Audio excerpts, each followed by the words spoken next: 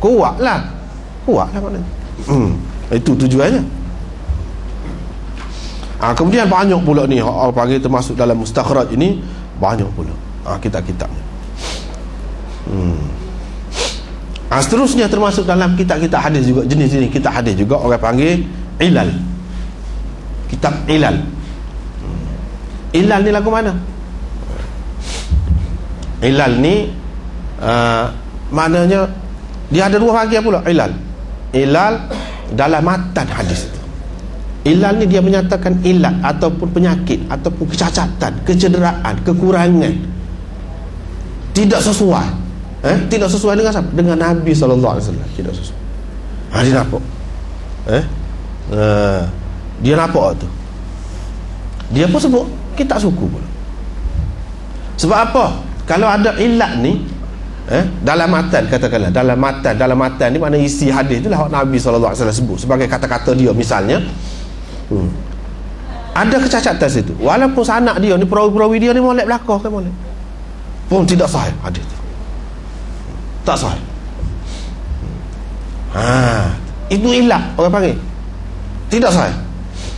Misalnya baru ni saya sebut dah sebahagiannya kelebihan kita mengaji hadis ni. Mana kita boleh tahu ni betul, ni tak betul. Hak dalam masyarakat ni banyak-banyak orang nak pakai ni tak betul, kita boleh tahu. Ataupun hak kita sendiri selama ni nak faham, rupanya tak betul. Tak betul sebab apa? Kalau kita tebal pakai juga jadi lagu mana? Misalnya satu contoh ilal ni.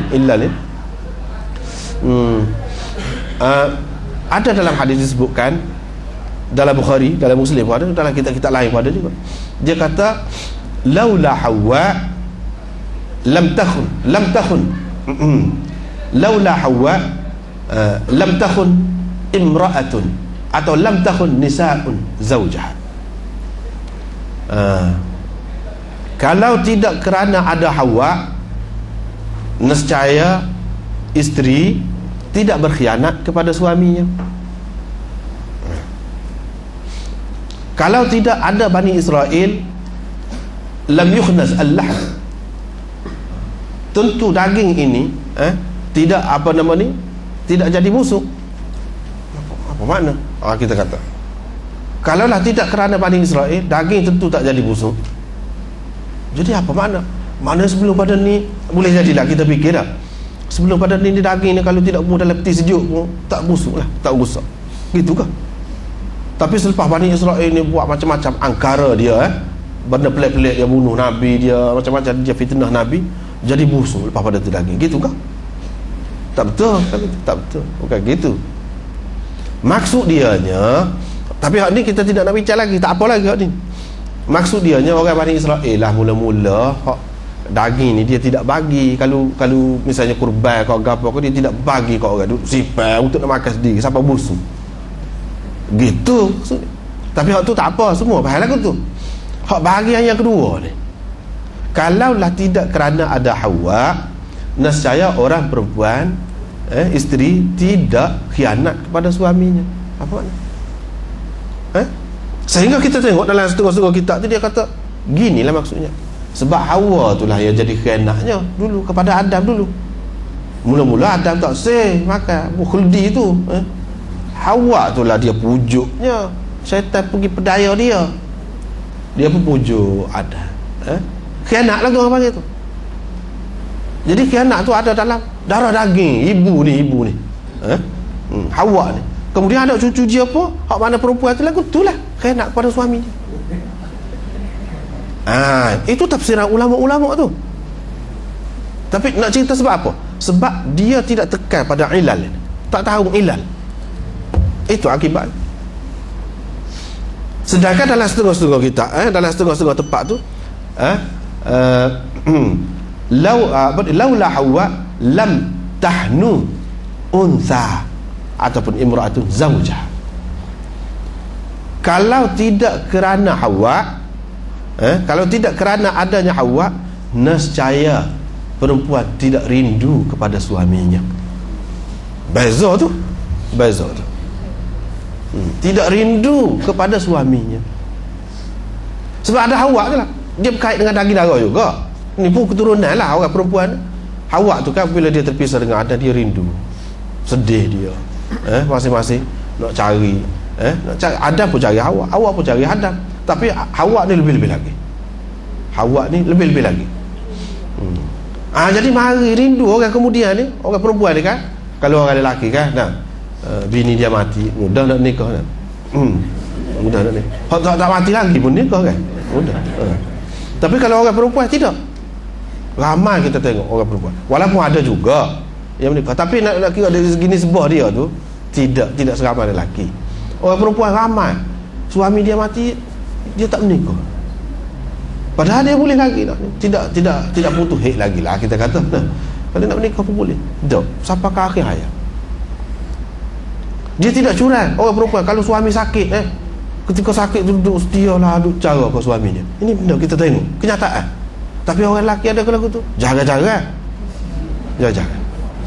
Dia kira kalau sakit kira nak menikah lah kan. Pasal apa?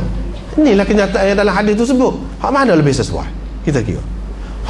Kalau tidak kerana Hawa, nescaya orang perempuan tidak berkhianat kepada suaminya, hak tu kalau lebih sesuai, atau orang perempuan tidak rindu kepada suami, hak mana lebih sesuai? Lebih sesuai dengan Hawa, hak mana? Hawa tu isteri Adam, lebihlah dia tu. Bahkan mengikut setengah-setengah ulama, dia kata Nabi tu Hawa tu. Setengah-setengah ulama dia kata Nabi ni ada juga perempuan. Nabi lah Nabi. Macam mak Nabi Musa tu, Maryam tu, dia kata Nabi. Hawa tu Nabi. Kalau mengikut pendapat ni lah, walaupun bukan pendapat jumhur, tak apalah kita kata. Kalau mengikut pendapat ni lebih tu, adakah patut tu dia buat perangai lagu tu? Dah betul ke dia khianat kepada Adam? Tak betul. Baru ni kita sudah sebut dah. Iaitu syaitan goda Adam dulu dalam Quran. Bukan goda Hawa dulu. Hawa tu ikut Adam. Waktu dalam kita tengok dalam kenyataan pun memang munasabah. Kalau si isteri kena, suami belum tentu kena. Tapi kalau suami ni ikut, biasanya isteri ni ikut. Biasa. Sebab itu dalam Quran kita, orang yang mengaji hadis ni dia beza cara berfikir dia. Orang yang mengaji hadis dia nombor satu sekali Quran. Tengok Quran. Lepas tu tengok hadis sahih.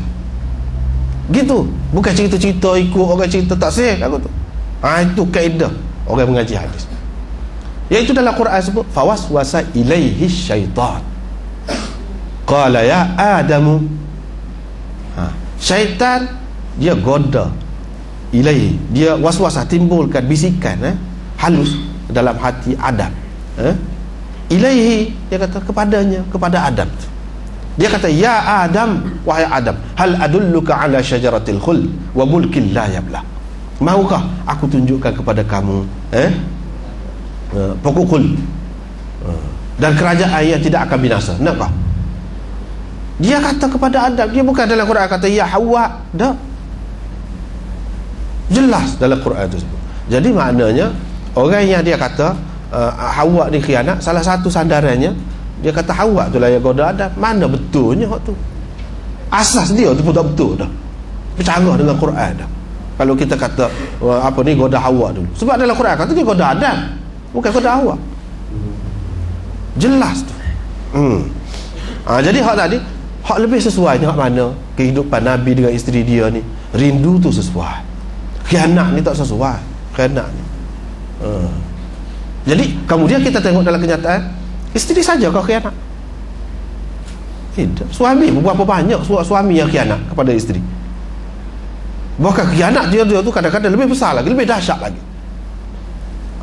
Ini bendanya. Di situ ada ilat, orang panggil ada ilat. Hak riwayat lam takhun untha zaujaha, perempuan tidak berkhianat kepada suaminya, itu ilat ada tu. Ada penyakit, ada cacat tu. Hak tu kita tak boleh pakai. Kita kena pakai lam tahnu. Dia titik yang beza tu, titik beza. Lam tahnu maknanya rindu. Kalau lam takhun daripada khana yakhun. Kalau tahnu hana yahnu maknanya rindu. Hak tu lebih sesuai. Ini ilat. Nak tahu ilat ni bukan senang. Bukan senang. Hak ni boleh dikatakan paling payah. dalam ilmu hadis.